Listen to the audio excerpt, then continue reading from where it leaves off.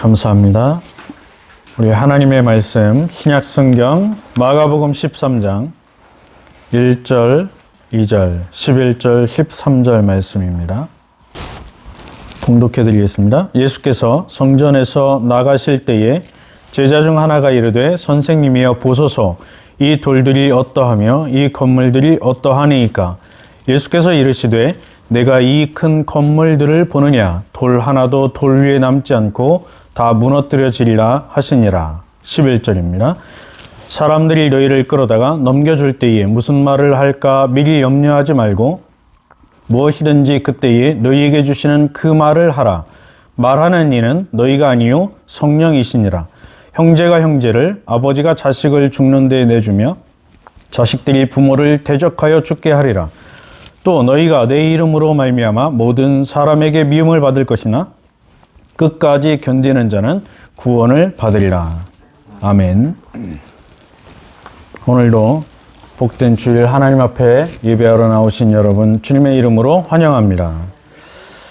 구약의 예언서들이 있습니다. 이사야서부터 말라기서까지를 보면 예수님의 초림과 재림에 대한 예언들이 들어 있습니다. 또 그 구약의 종말론을 예수님께서 다시 요약을 해서 조금 더 분명하고 명확하게 설명을 해 주셨습니다.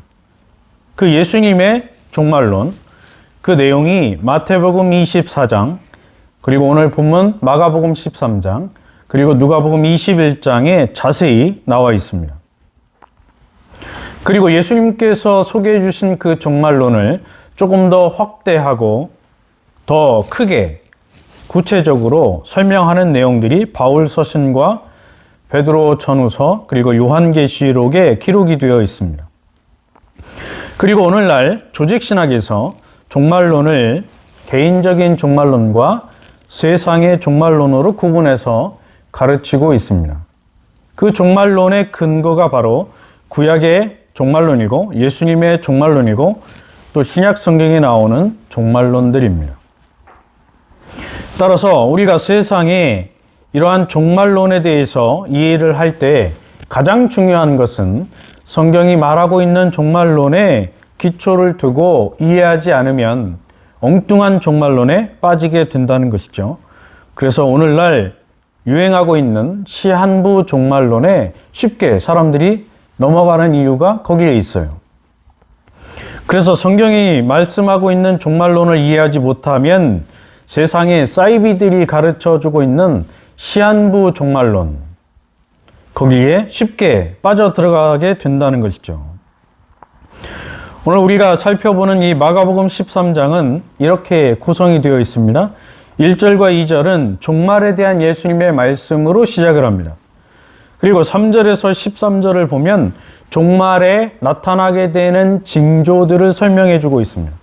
그리고 14절부터 23절 말씀은 마지막 예수님께서 세상에 오시기 직전에 세상에 벌어지는 대환란에 대해서 말씀하고 있습니다.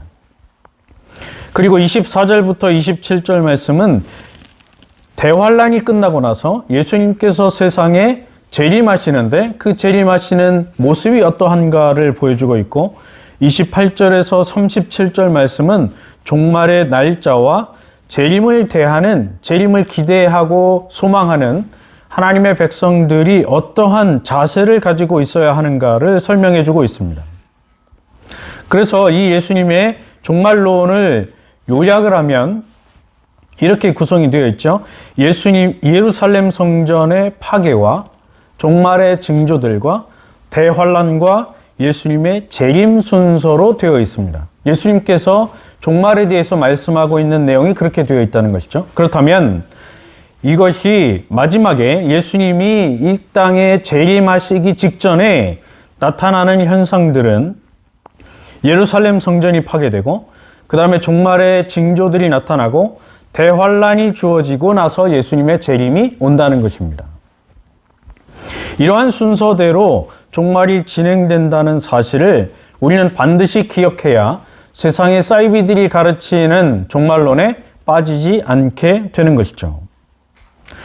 오늘 본문 1절에 보면 예수님께서 성전에서 나가실 때에 제자 중 하나가 이르되 선생님이여 보소서 이 돌들이 어떠하며 이 건물들이 어떠하니까 이렇게 질문합니다. 예수님께서 예루살렘 성전에서 나가실 때 예수님의 제자 중에 하나가 예수님께서 질문한 것이죠. 선생님 보십시오. 이 돌들이 얼마나 웅장하고 멋있습니까? 이 돌들이 어떠하며 이 건물들이 어떠합니까? 이렇게 질문한 것입니다. 우리 성경에 어떠하며 어떠하니까 라고 번역되어 있는 이 단어들은 원문 성경을 보면 한 단어로 되어 있습니다. 포타포스라고 하는 헬라어 단어로 되어 있어요. 근데 이 단어 하나가 어떤 의미를 갖고 있는가 하면 얼마나 위대한가 그런 뜻이에요. 얼마나 위대한가, 얼마나 거대한가 그런 뜻이에요. 그런데 이 사람은, 이 제자는 이 단어를 2번 언급하면서 눈앞에 보이는 그 성전의 크고 위대함을 예수님께 자랑하고 있는 것이죠.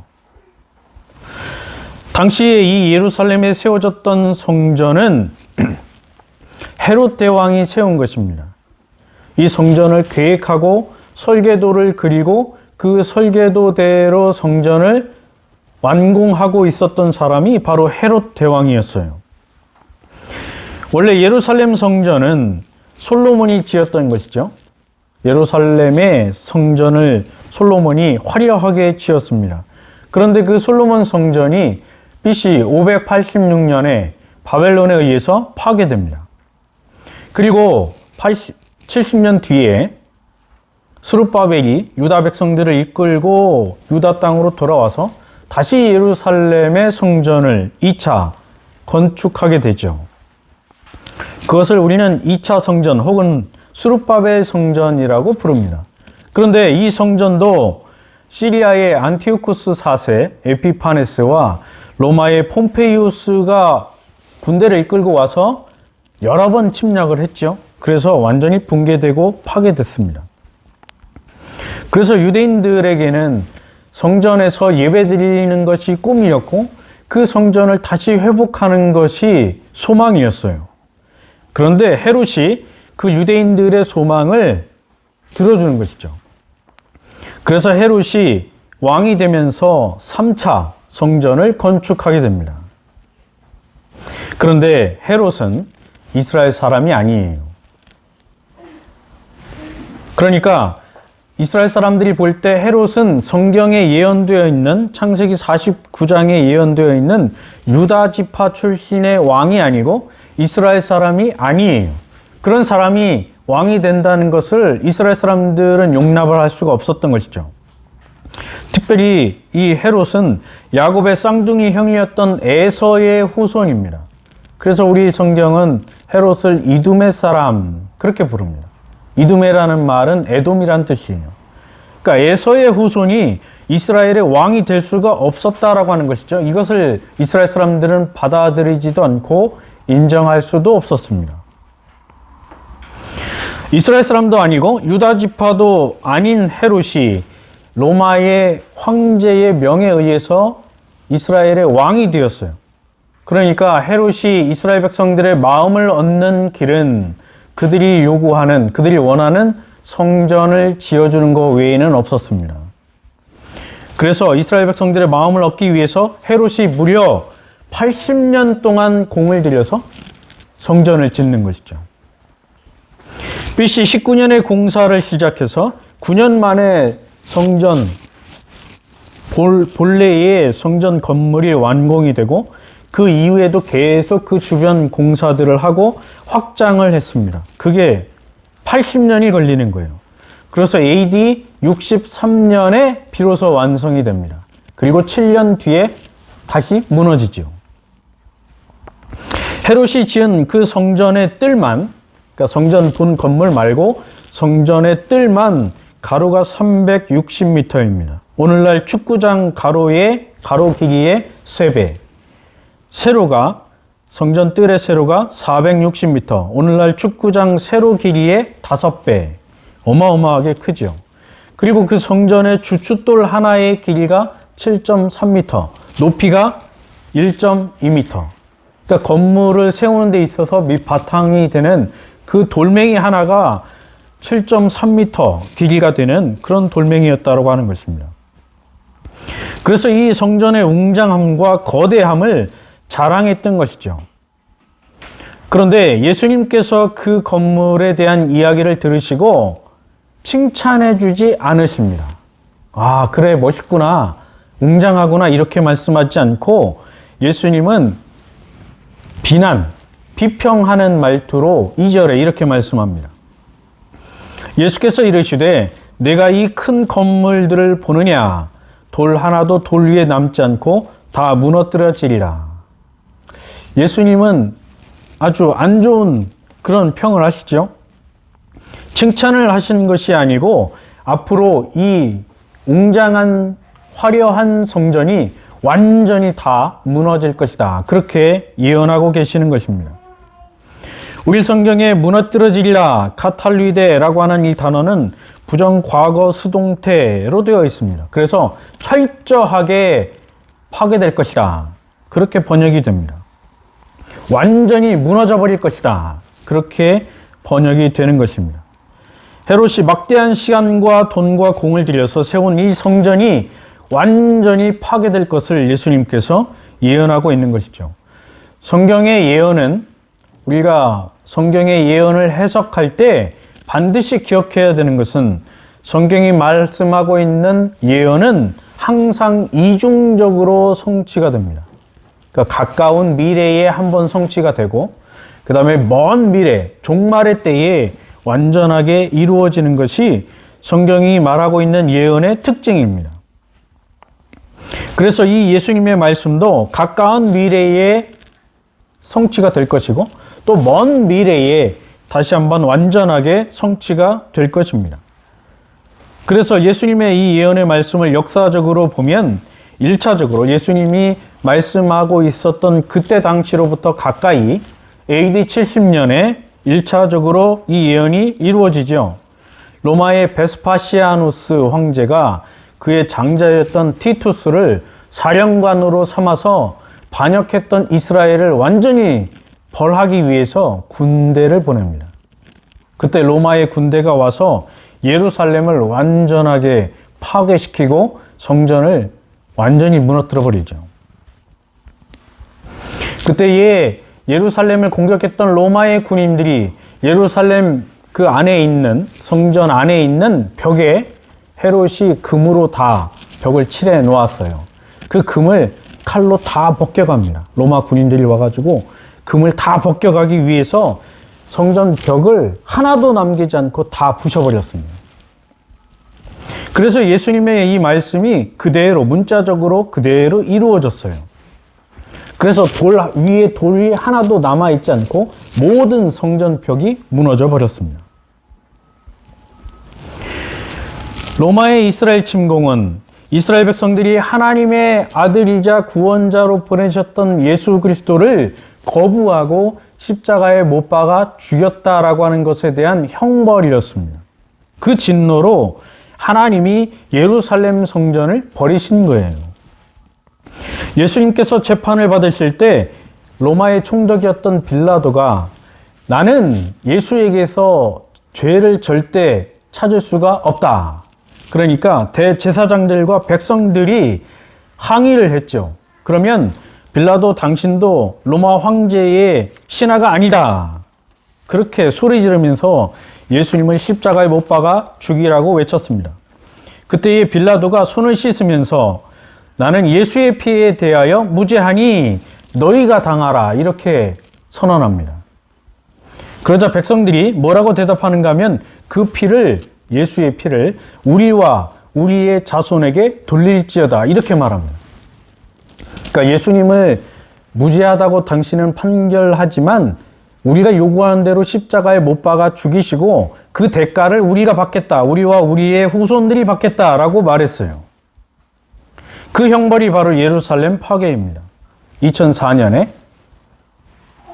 미국의 배우이자 감독이었던 멜 깁슨이 그리스도의 순환이라고 하는 영화를 만들었습니다. 그 영화에 보면 이런 장면이 나와요. 빌라도가 손을 물에 씻으면서 유대인들에게 나는 이 사람의 죄를 찾지 못하겠다라고 말합니다. 그런데 그때 대제사장들과 유대인들이 아람어로 뭐라고 이야기를 해요. 그러니까 그 영화에 보면 분명히 대제사장들과 유대인들이 아람어로 뭐라고 말을 하는데 자막에는 그게 번역이 되지 않습니다. 그리고 지나가요. 이 영화를 주의 깊게 본 분들은 다 기억을 하실 겁니다. 근데 그 아람어로 대제사장들과 유대인들이 뭐라고 말했냐면 이렇게 말했어요. 그 피를 우리와 우리 자손들에게 돌리소서. 아람어로 그렇게 말했습니다. 그런데 자막에는 그게 번역이 안 되어 있어요. 왜 그랬는가 하면 유대인들이 그 영화가 개봉되기 전에 멜 깁슨에게 항의했답니다.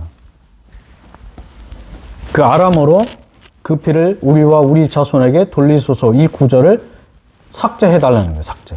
영화를 다 만들어가지고 이제 개봉할 차례인데 개봉을 앞두고 그 부분을 삭제해달라고 말하니까 멜 깁슨이 거절을 했어요. 그러면서 멜 깁슨이 뭐라고 말했는가 하면 나는 천주교인으로 나는 성경에 나와 있는 그대로 영화로 만들었고 그대로 영화화했기 때문에 개봉할 수밖에 없다. 그래서 결국에는 자막을 생략하고 그 영화를 그대로 내보냈던 것입니다. 아직도 유대인들은 자신들이 하나님의 아들 예수 그리스도를 십자가에 못 박아 죽인 것에 대해서 회개하거나 반성하지 않습니다. 오늘 본문 2절 말씀은 궁극적으로 종말 때에 있을 대환란과 전쟁에 대해서 예고하는 말씀이에요. 성전이 파괴된 것처럼 마지막 때 대환란이 주어질 것을 말씀하고 있는 것이죠. 자, 이 말씀을 듣고 나서 예수님께서 감람산에서 성전을 마주보고 앉으셨을 때에 예수님의 제자들이 와서 예수님에게 아까 말씀하신 것에 대해서 더 구체적으로 궁금하다, 알려달라 이렇게 요청을 합니다. 4절 말씀에 보면 우리에게 이르소서 어느 때에 이런 일이 있겠사오며 이 모든 일이 이루어지려 할 때에 무슨 징조가 있사오리까? 제자들이 궁금했던 것은 예루살렘 성전이 파괴되는 그 날짜와 시간이었어요. 언제 몇 월 며칠 몇 시에 이 성전이 파괴될 것입니까? 그렇게 때를 물어보는 것이죠. 그런데 예수님의 대답을 보면 제자들이 질문한 때, 시간에 대해서, 날짜에 대해서는 말씀하지 않습니다. 제자들의 질문과는 전혀 다른 이야기를 예수님이 하고 있지요. 5절, 6절 말씀에 보면 예수께서 이르시되 너희가 사람의 미혹을 받지 않도록 주의하라. 많은 사람이 내 이름으로 와서 이르되 내가 그라하여 많은 사람을 미혹하리라. 예수님은 제자들에 대한 질문, 제자들이 질문한 것에 대한 대답을 하지 않고 있는 거예요. 그리고 대신 다른 이야기를 하시는 것이죠. 그러니까 이 말씀을 우리가 자세히 기억한다면, 정확하게 이해하고 있다면 오늘날 세상에서 이단들과 사이비들이 말하고 있는 그 종말론이 모두 다 가짜라는 것을 단번에 알 수 있습니다. 그러니까 세상의 종말, 예수님의 재림의 날짜와 시간을 언급하는 사람들은 전부 다 가짜라고 이해하시면 되는 거예요. 예수님께서 말씀하지 않고 있기 때문에. 대신 예수님은 종말에 주어지는 징조, 그러니까 종말이 다가온다는 그 표시로 징조를 말씀해주고 있습니다. 먼저 예수님은 사람의 미혹을 받지 않도록 주의하라 이렇게 말씀하죠. 예수님은 종말의 날짜에 대해서 말씀해주지 않고 대신 징조에 대해서 말씀해주고 있습니다. 그 첫 번째 징조가 바로 거짓 그리스도가 출현한다는 것입니다. 거짓 그리스도가 세상에 나타나서 내가 그이다 이렇게 말하는 사람이 있을 거라는 것이죠. 내가 그다. 다른 말로 내가 그리스도다 이렇게 말하는 거예요. 자신이 하나님의 아들 그리스도라고 속이면서 오는 이들이 하나둘이 아니고 많을 것이다. 그런 말이에요. 가까이는 예수님의 승천, 부활 승천 이후에 나타날 가짜 그리스도들을 말하는 것이고, 궁극적으로는 예수님이 재림하시기 직전에 나타나는 가짜 그리스도를 말하는 것입니다. 그런데 신기한 것은 그 가짜 그리스도가 나타나서 자신이 그리스도라고 외치면서 사람들을 유혹할 때 많은 사람들이 그에게 넘어간다라고 하는 거예요. 어떤 조사에 보니까 우리나라에만 자신이 그리스도라고 말하는 사람이 몇 명일까요? 우리나라에만 자신이 그리스도라고 외치고 다니는 사람이 200명이 넘습니다. 지금도 200명이 넘어요. 그리고 예수님께서 보여주신 물 위를 걷는 기적이나 죽은 사람을 살리는 기적들을 행하는 가짜 그리스도가 나타날 것입니다. 그러나 예수님께서 당부하시는 것은 그들에게 속아 넘어가지 말라는 거예요. 말세에, 마지막 때에 거짓 그리스도, 가짜 그리스도가 나타나서 사람들을 속이고 다닐 때 하나님의 백성들은 그에게 속아 넘어가지 말라는 것이죠. 두 번째 징조는 7절입니다. 난리와 난리의 소문을 들을 때에 두려워하지 말라. 이런 일이 있어야 하되 아직 끝은 아니니라. 두 번째 징조는 전쟁의 소식들이 들린다라고 하는 것이죠. 예수님께서 승천하신 이후에 세상에는 계속해서 전쟁이 발생했습니다. 가까이는 AD 70년에 로마의 군대가 예루살렘을 침공했고 티투스 황태자가 예루살렘 성전을 완전히 파멸시켜버린 것입니다. 그리고 그 AD 70년에 예루살렘이 완전히 무너지고 이스라엘 백성들이 다 뿔뿔이 세계로 흩어진 이후에 1948년에 이스라엘이 독립할 때까지 이스라엘은 나라를 세우지 못합니다. 완전히 회파가 된 것이죠. 그래서 이스라엘이라고 하는 나라는 역사에서 사라지고 말았어요. 성경에만 있는 나라가 되고 말았습니다. 그런데 1948년 이스라엘이 독립하게 되는 것이죠. 그 전까지 전 세계에는 계속해서 전쟁들이 일어납니다. 십자군 전쟁이 있었고 1차, 2차 세계대전이 있었고 우리나라의 6.25 전쟁이 있었고 러시아와 우크라이나의 전쟁이 지금도 있고 이스라엘과 하마스의 전쟁이 지금도 있습니다. 그러니까 이런 전쟁들을 보면서 세상의 종말이 다가오고 있다는 것을 우리는 기억해야 하는 것이죠. 그러나 전쟁이 있다고 해서 그것이 끝은 아니다. 그것을 우리는 반드시 기억해야 합니다. 그리고 세 번째 징조는 8절에 나옵니다. 민족이 민족을, 나라가 나라를 대적하여 일어나겠고 곳곳에 지진이 있으며 기근이 있으리니 이는 재난의 시작이라. 더 나아가서 종말이 다가오면 이러한 징조가 있을 것입니다. 나라 간에 분쟁이 있고 전쟁이 있고 지진과 기근들이 발생할 것입니다. 그런데 앞에 나오는 분쟁과 전쟁이라고 하는 것은 인간들이 자신의 욕심을 따라서 인위적으로 만드는 것이죠. 그러나 뒤에 나오는 지진과 기근이라고 하는 것은 인간들이 절대로 막을 수가 없는 것입니다. 지나간 정부에 우리 인간들이, 우리 과학자들이 과학을 이용해서 비를 만들 수 있다. 아주 허황된 이야기죠. 성공했습니까? 국민들의 세금을 그렇게 뜯어가지고 비를 만들겠다라고 했는데 과학자들도 분명히 이건 실패할 것이라고 말했어요. 그런데 고집을 부리고 했죠. 결국 실패했습니다. 만약에 인간들이 자연을 지배하고 세상을 하나님이 만드신 피조의 세계를 지배할 수 있다라고 한다면 하나님이 필요 없는 것이죠. 그러나 하나님이 만드신 세상은 인간들이 자기들의 임의대로 변화시키거나 세상의 질서를 바꿀 수 없습니다. 하나님께서는 인간들의 힘으로 할 수 없는 지진과 기근을 막을 수 없는 이러한 자연 환경, 이러한 세상의 자연들을 통해서 세상을 심판하신다라고 하는 것이죠. 네 번째 징조는 9절에 나옵니다. 너희는 스스로 조심하라. 사람들이 너희를 공회에 넘겨주겠고 너희를 회당에서 매질하겠으며 나로 말미암아 너희가 권력자들과 임금들 앞에 서리니 이는 그들에게 증거가 되려 함이라. 넷째는 사람들이 예수님을 믿는 성도들을 공회에 넘겨줄 것이고 회당에서 매질하며 예수를 믿는 것 때문에 권력자들과 임금들 앞에 서게 될 것이다. 재판을 받게 될 것이다. 라고 하는 말씀이에요. 가까이는 예수님께서 승천하신 이후에 예수님의 12제자들과 예수님을 믿는 사람들이 대부분 순교당했습니다.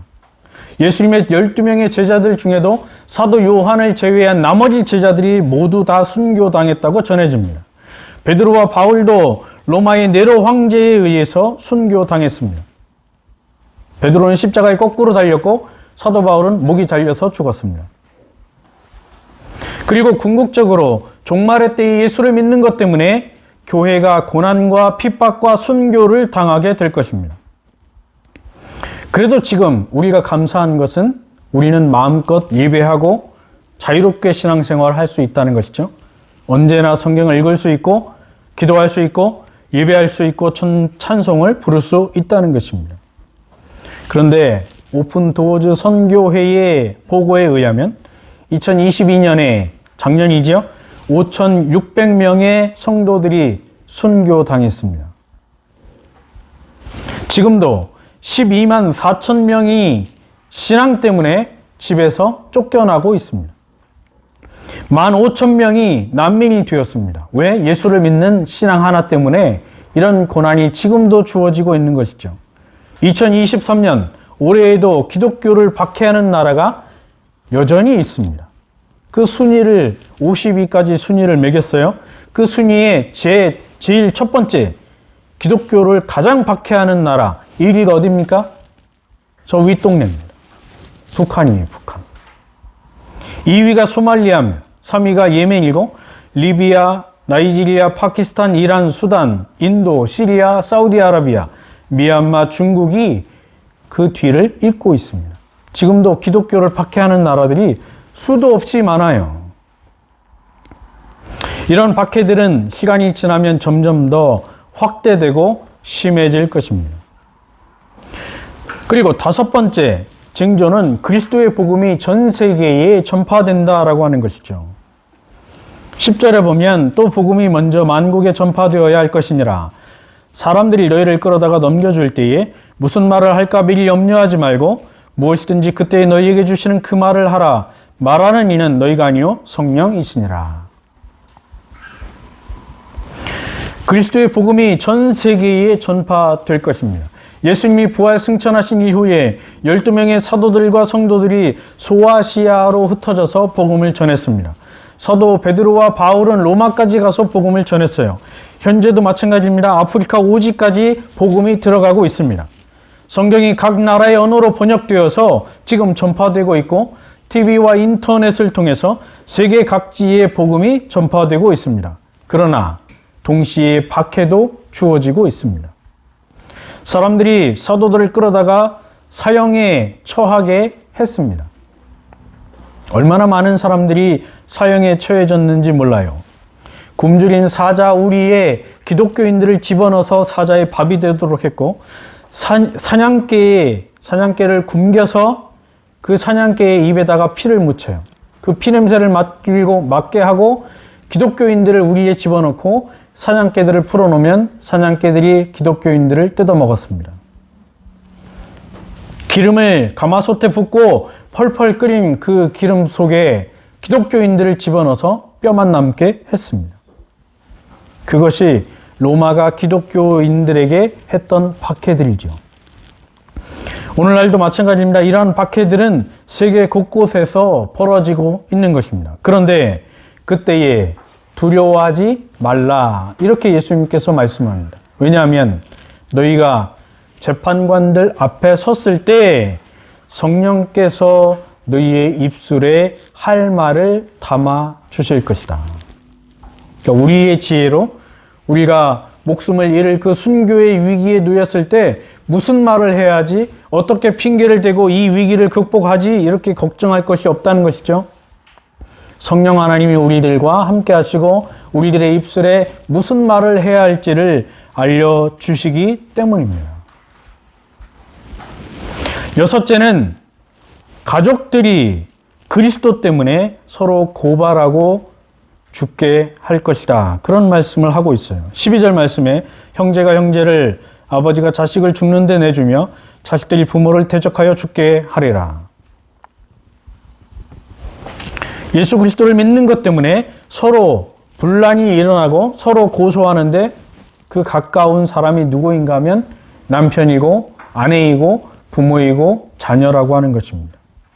초대교회 시절에 유대교에 박해가 주어졌습니다. 유대교는 유대인들이죠. 이스라엘 사람들이 같은 동족 이스라엘 사람들을 고발하고 사형에 처했다라고 하는 것입니다. 예수를 믿는 유대인들을 예수 믿지 않는 유대인들이 서로 고발하고 죽였어요. 예수님의 사도들을 같은 동족들이 고발해서 죽였습니다. 종말의 때에도 그러합니다. 가족들이 혹은 부모가, 자녀가, 형제가 신앙 때문에 서로 대적하고 죽이는 일이 벌어진다는 것이죠. 우리나라가 일본에서 독립을 하고 나서 북한에는 공산주의자들이 북한을 점령했습니다. 그때 가장 먼저 일어났던 일이 기독교인들을 숙청하는 것이었어요. 그 일을 누가 했는지 아십니까? 유치원 자녀들이 했습니다. 유치원 다니는 자녀들이 하고, 유치원 다니는 손주들이 자기 할머니, 할아버지를 고소하고 자기 아버지와 어머니를 고소했어요. 그때는 지금처럼 성경이 이렇게 금색으로 혹은 은색으로 색칠이 되어져 있지 않고 빨간색으로 테두리가 색칠이 되어져 있었어요. 그러니까 학교에서 아이들에게 선생님이 너희 집에 돌아갔을 때 할머니, 할아버지나 아버지, 어머니가 혹은 고모나 이모가 빨간 책을 읽으면 그대로 나에게 보고해달라. 선생님들이. 그러면 그 아이에게는 보고해주는, 그렇게 선생님에게 알려주는 아이들에게는 사탕을 주었다 그래요. 그러니까 그 사탕을 얻어먹기 위해서 선생님, 어제 집에 가보니까 우리 할머니가 빨간 책을 읽고 있었습니다. 우리 엄마가 빨간 책을 읽고 있었습니다. 그렇게 고발을 하면 그 아이는 그 다음날 사탕을 받는 것이죠. 그리고 그 다음날 어떻게 됩니까? 할머니가 집에서 없어지는 거예요. 어머니가 없어져요. 그게 북한이었어요. 지금도 기도하고 찬송하는 소리를 들으면 그렇게 잡아다가 탄광에 집어넣든지 아니면 죽인다 그래요. 이런 일이 마지막 때에 벌어진다는 것이죠. 예수를 믿는 가족들이 고발하는 일이 벌어진다는 것입니다. 그리고 13절 말씀에 보면 또 너희가 내 이름으로 말미암아 모든 사람에게 미움을 받을 것이나 끝까지 견디는 자는 구원을 받으리라. 예수를 믿는다는 이유로 모든 사람에게 미움을 받을 것입니다. 그러나 끝까지 견디는 사람은 구원을 받게 된다는 말씀이에요. 이 말씀은 내가 나의 힘과 용기와 뚝심으로 박해와 핍박 속에서도 끝까지 참고 견디면 구원을 스스로 이룬다는 말이 아닙니다. 내 힘과 내 능력으로 버티면, 참고 인내하면 구원받는다. 그러면 그것은 자력구원이죠. 성경이 말하는 구원이 아니에요. 끝까지 견디는 것은 구원의 조건이 아닙니다. 우리 성경에 구원을 받으리라, 이 말은 헬라어 성경을 보면 소데, 세타이 그렇게 되어 있어요. 이 단어는 수동태로 되어 있어요. 그러니까 무슨 말인가 하면 내가 나의 능력과 나의 힘으로 내가 구원을 쟁취한다 이런 말이 아니고 누군가가 나에게 구원을 선물로 주어서 나는 받는다는 거예요. 그러니까 박해와 핍박이 주어질 때 끝까지 그리스도를 믿도록, 믿음을 놓치지 않도록 나에게 믿음을 주시고 나의 신앙을 붙잡아 주시는 분이 하나님이시고 그 하나님의 능력으로 나는 구원을 받게 된다는 것이죠. 그래서 구원은 항상 하나님의 은혜로 되는 것입니다. 이것을 신학에서는 성도의 견인이라고 말합니다. 내가 나의 능력과 나의 공로로 구원을 받는 것이 아니고 하나님의 은혜로 구원을 받는 거예요. 이제 말씀을 정리합니다. 예수 그리스도를 믿는 우리는 종말에 대한 예수님의 말씀을 바르게 이해하고 그대로 믿어야 합니다. 그래서 이 말씀을 믿고 살아갈 때 우리는 종말에 대한 바른 소망과 기대를 가지고 위로를 받게 되는 것이죠. 이 믿음 안에, 이 소망 안에 우리가 한 주를 살아갈 수 있기를 주님의 이름으로 축복합니다. 기도하겠습니다. 하나님 아버지 감사를 드립니다. 주님께서 알려주신 종말에 대한 교훈의 말씀을 따라서 세상의 미혹과 거짓 복음에 미혹되지 말게 하시고 주님의 재림과 천국의 소망을 가지고 담대하게 살아가는 우리 모든 성도들이 되게 하여 주옵소서. 예수님의 이름으로 기도하옵나이다. 아멘.